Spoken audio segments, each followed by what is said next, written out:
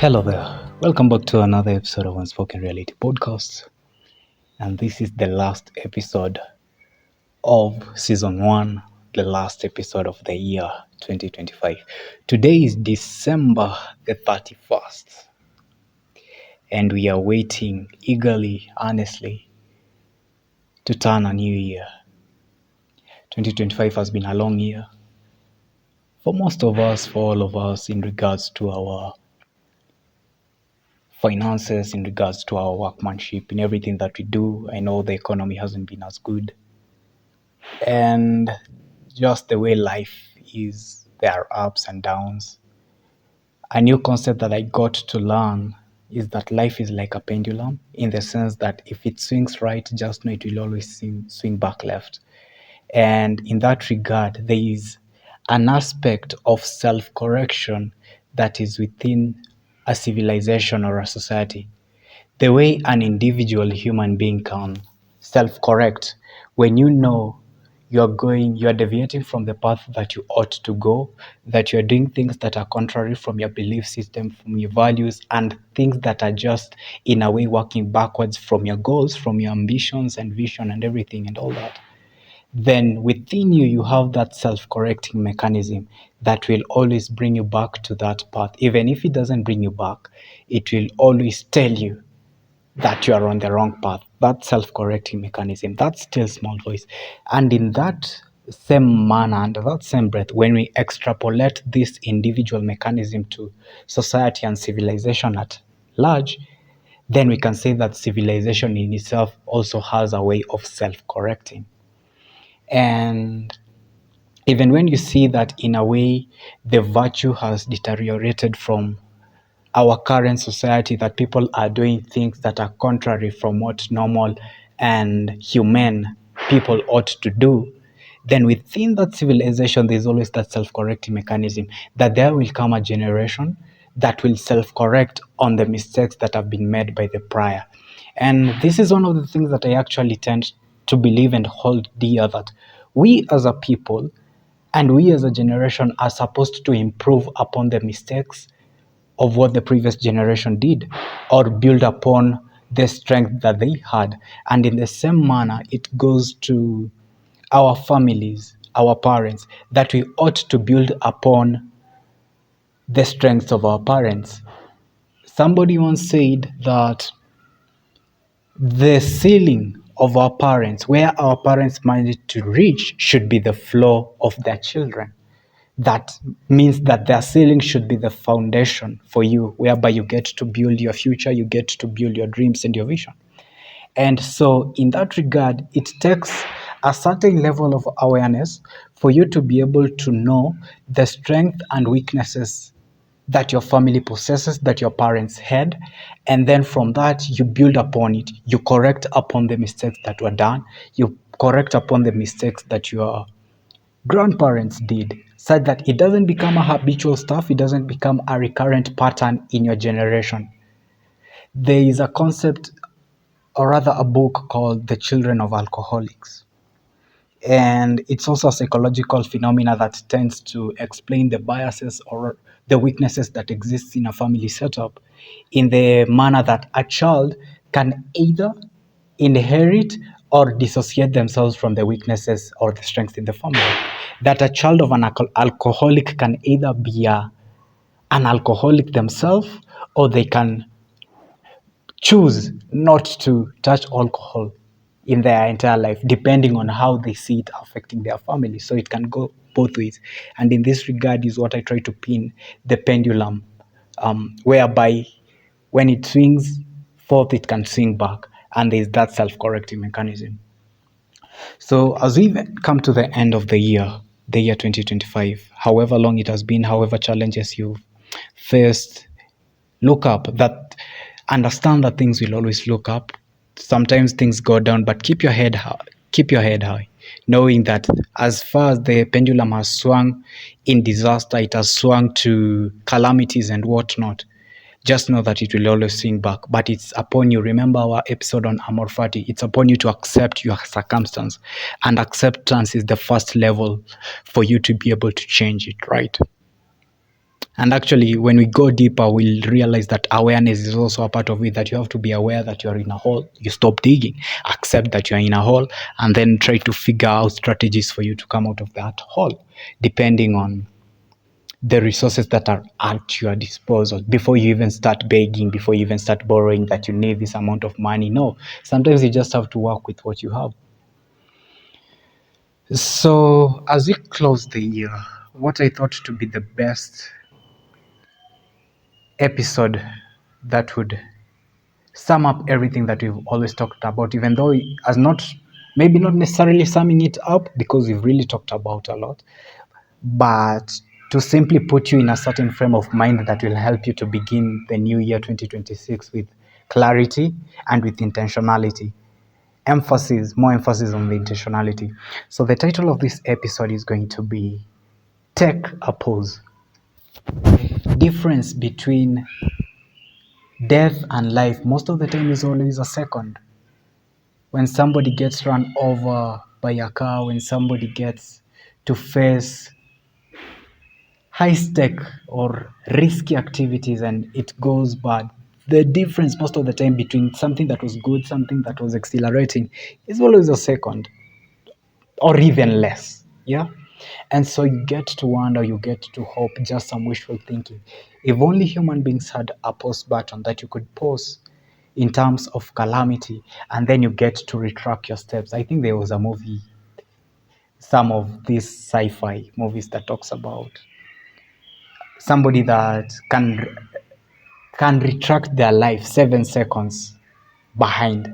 Like if something happens right now, they can rewind 7 seconds. And from that movie, I haven't seen it, but I've just watched a trailer. That from that 7 seconds, it's enough for this person to be able to self-correct on some of the calamities that befalls them within that 7 seconds. So the premise of that movie is that 7 seconds is a lot to change the trajectory of your life. And so if only human beings were able to take a pause, literally and figuratively. And because we know it's not literally, you can't pause human beings, you can't retract words that have been said, then figuratively, it should be upon us, it should be an incumbent upon us to try and pause in the middle of things, in situations, in circumstances.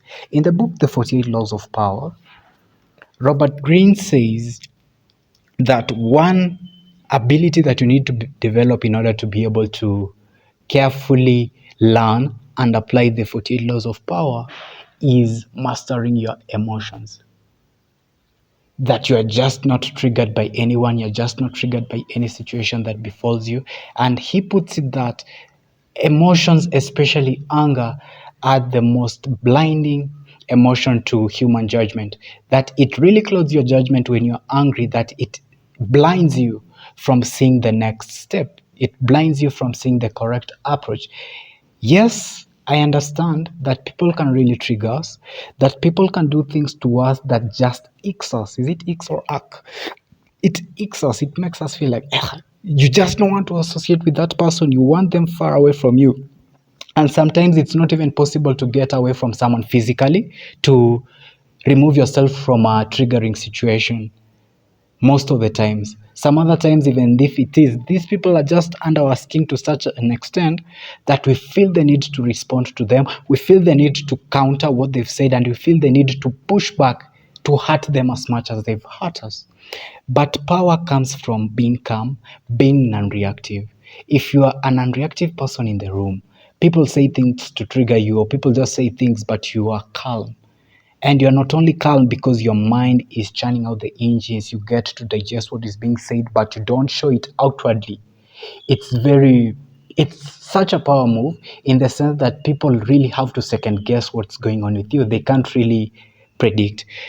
From emotions, you can predict the actions that will emanate from it. Because if somebody is angry, they frown, their eyebrows burrow inside the forehead, they do what they something that the lips does. If you are a student of human behavior, you'll get to know that from studying emotions and studying from how they are represented, based on the facial and nonverbal cue, you can be able to predict the next action just by looking at the emotions that is being emanated. And so it's very important for you not to be triggered easily. This is just in general terms and in regards to emotions, but now taking a pause is very important in the sense that it will help you to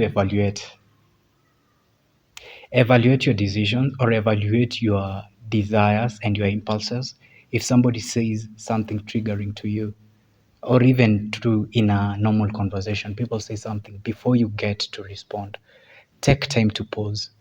And when you do pause, you will be able to think through your words such that you just don't listen to respond, but you listen to understand, and you get to understand by actually giving time before you respond.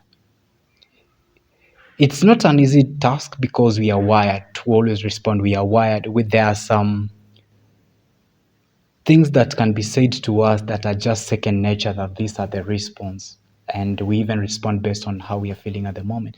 But if you can take a pause and put your thoughts through a filter so that you get to really pick what is the word that is going to come out of my mouth, this one is going to make you a powerhouse. And sometimes even this taking a pause can be prolonged in the sense that you don't really have to respond to everybody. You don't have to respond to everything. Silence in itself is also a response. Somebody can say something to you and you just decide to actually go against your impulses and decide not to respond. But that's just one aspect of taking a pause that I want you to look at. But now the second aspect is being calm. 2025 has been a long year, and it has been with its ups and downs, just as I've said earlier. So before you even go to the next year, we are counting hours actually, and I hope that you will even put this into practice as January begins, the first week, maybe the second week, and if you can even afford it.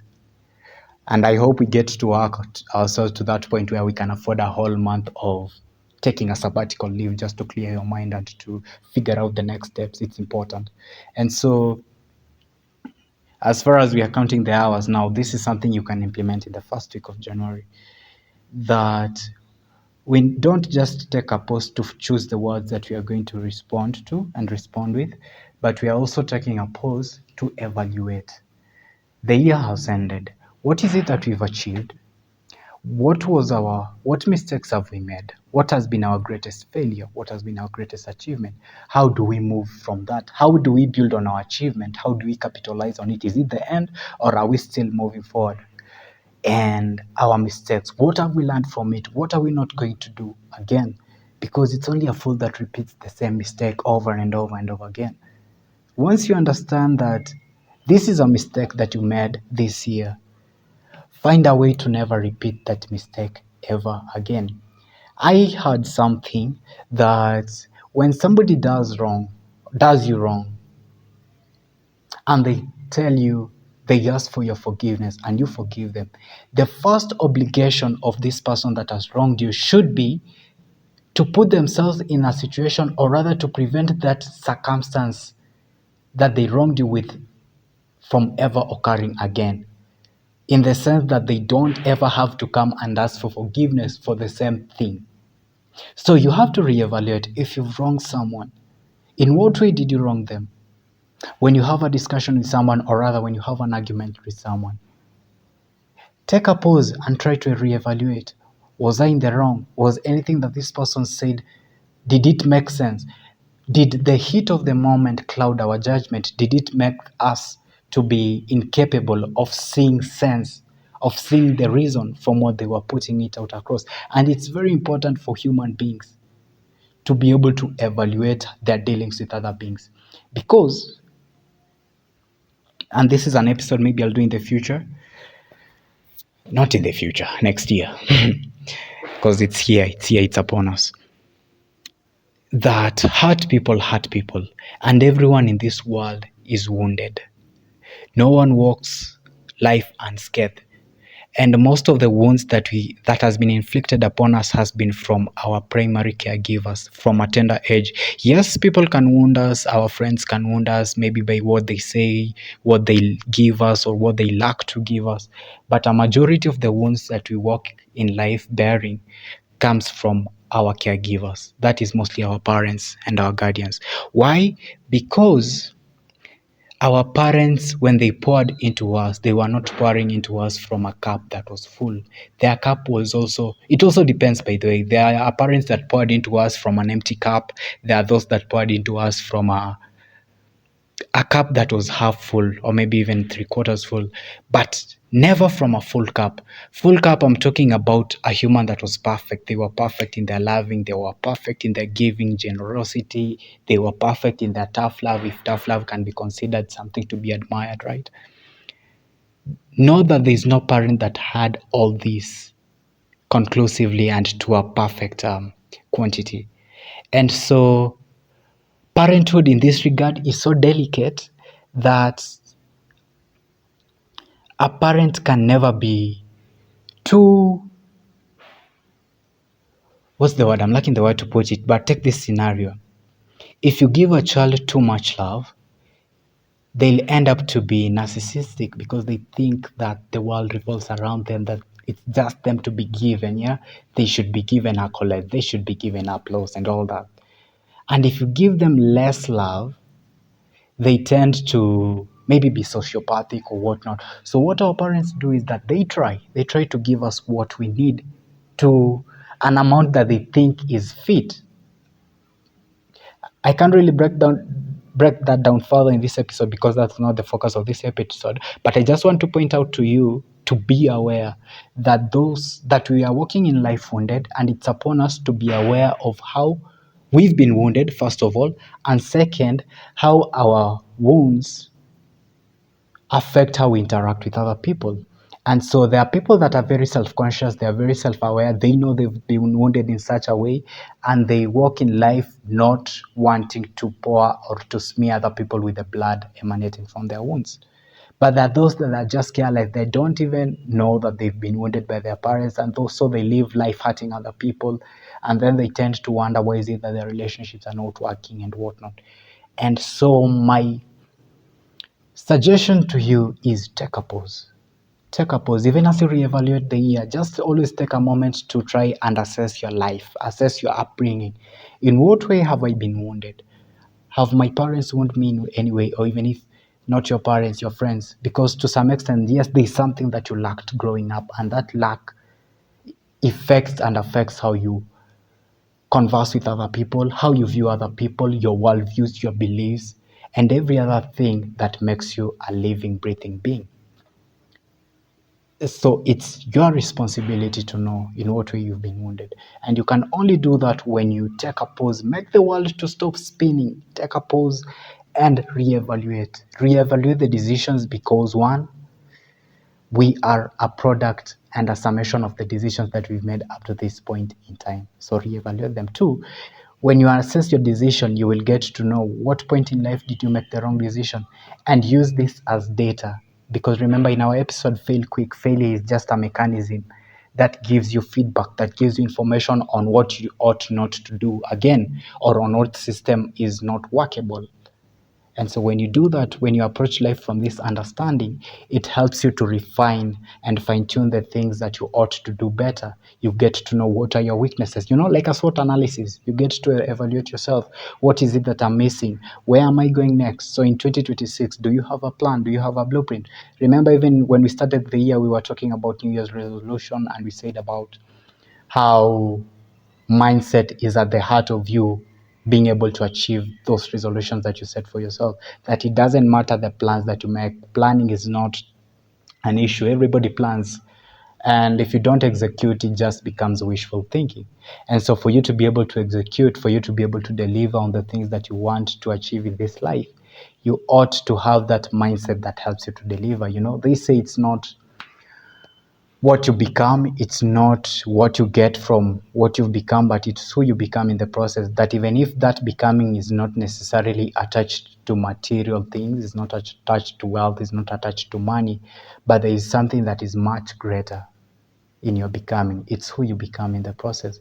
And mind you, becoming is also related to how this version of you, which is the best version of yourself, relates with other people and how people benefit from who you've become. Because at the end of the day, service to humanity is service to God, as they say. And if you tend to analyze situations, if you tend to analyze life, the meaning and purpose of life, you will find that we as human beings draw our purpose, we draw our fulfillment from serving others. So that's another angle to look at taking a pause, that you reevaluate the goals that you set out this year. Were you able to achieve them? If not, why not? What happened? Is it something that you still want to go on into next year, that you're this person that sets plan and then they don't get to fulfill them, that these plans just end up in a notebook, but they don't achieve them? 2026 is going to be a great year because every year comes with progress, every year comes with growth, and every growth comes with responsibility. Because the more you grow, when you grow in your job, it means that you've been added on some responsibilities that you handle tremendously. You handle them in a good way, you handle them effectively and meticulously.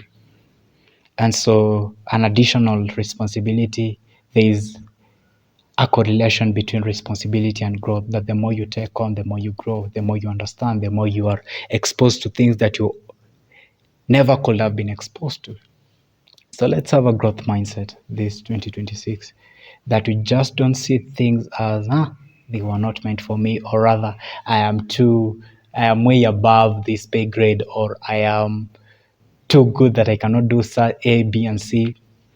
With the economy the way it is right now and how people are, with the government the way it is, it's important for you to be a master of a lot of things. Even if it's not mastery, no, not a lot of things. Try to learn, and learn. And in that learning, grow from it, learn from it, grow from it. And when you learn, when you grow, when you reach expertise, when you reach mastery, then the earning in itself becomes a byproduct of the level that you are. So review things. If there is something that came out of your mouth and maybe you did not intend it for it, or it caused harm, just review. Could you have said it any better? And be the bigger person. Go and apologize. Go and make amends.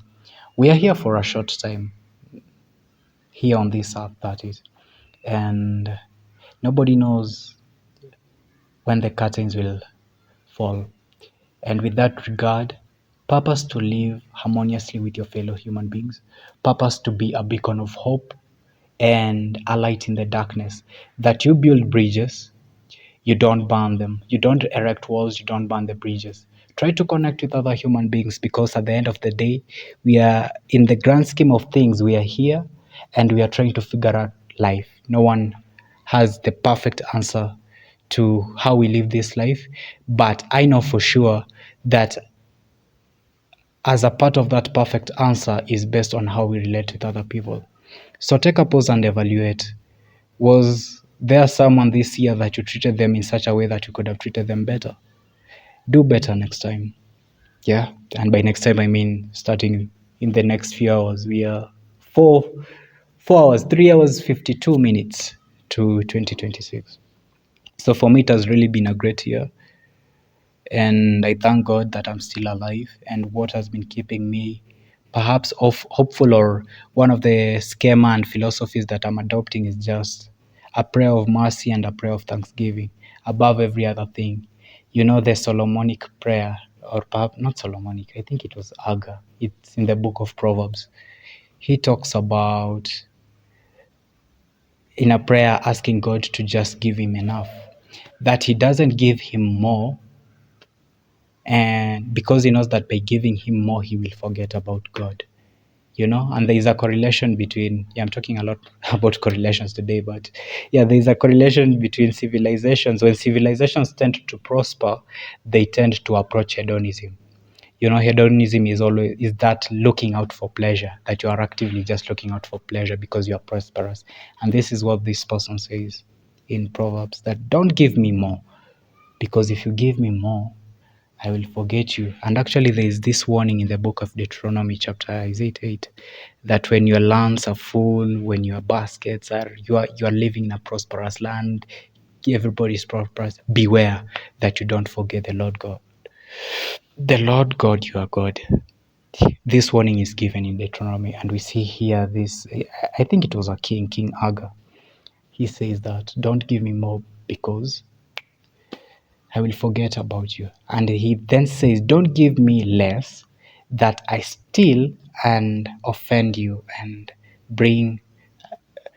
I'm not quoting it word for word because I'm forgetting the verses, but it's in this line that if you give me less, I will steal and then I will profane your name. He says, just give me enough. And that should also be our prayer, that when you reevaluate, when you also take a pause, you get to know what's enough. That's the problem that we have. It's a challenge. We don't know what's enough. At what point is enough enough? So it's something that we actually really need to evaluate. Know when enough is enough. That you don't need a lot of cars, you don't need a lot of. You just need to live a comfortable life, and that's enough.